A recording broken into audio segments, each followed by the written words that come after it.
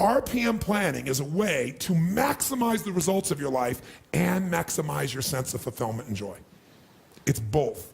In order to do that, we got to change what we focus on from the question of what do I have to do to what's my outcome?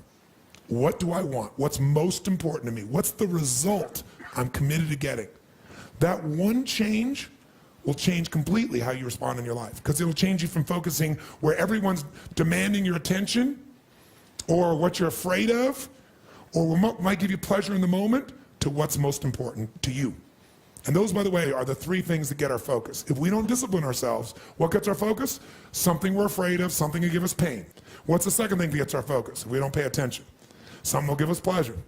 It's like, you know what, I'm so stressed out. Oh, that chocolate's looking good.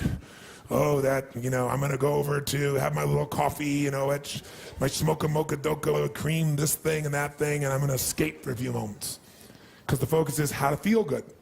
How to not feel bad, how to feel good. What's the third thing that gets your focus? Other people's demands.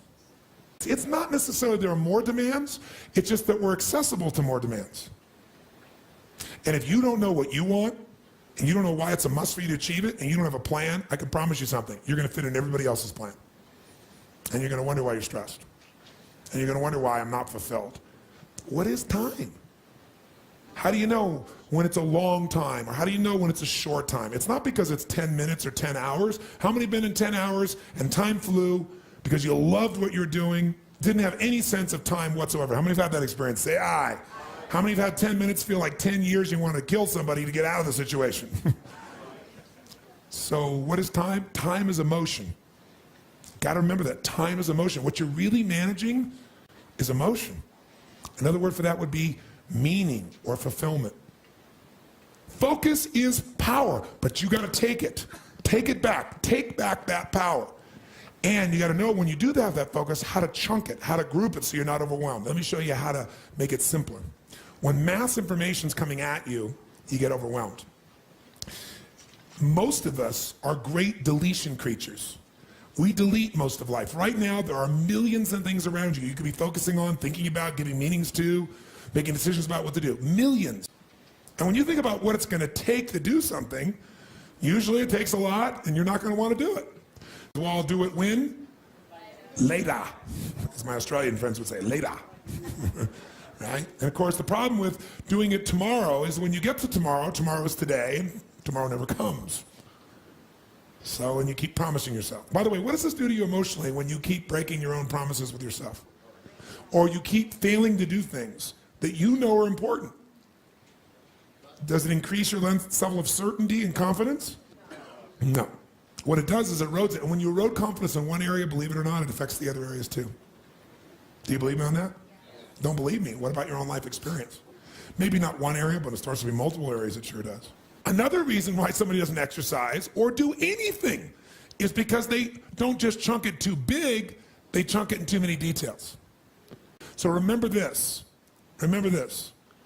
Change is never a matter of ability. It's always a matter of motivation.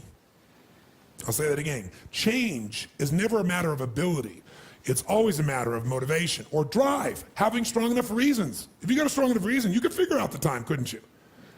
So the biggest part of life and time management is knowing what you want and having enough reasons to follow through. But there is one more piece. If you make enough reasons to follow through and you know what you want, but you make the task overwhelming, you'll be overwhelmed. What you focus on, you feel. What you feel, you are moved to somehow actuate. But if you only focus on what you don't want, or what's stressful in your life, what you can't control, or what you screwed up on, or what you messed up on in the past, you're not going to get where you want to be. Chunking is power.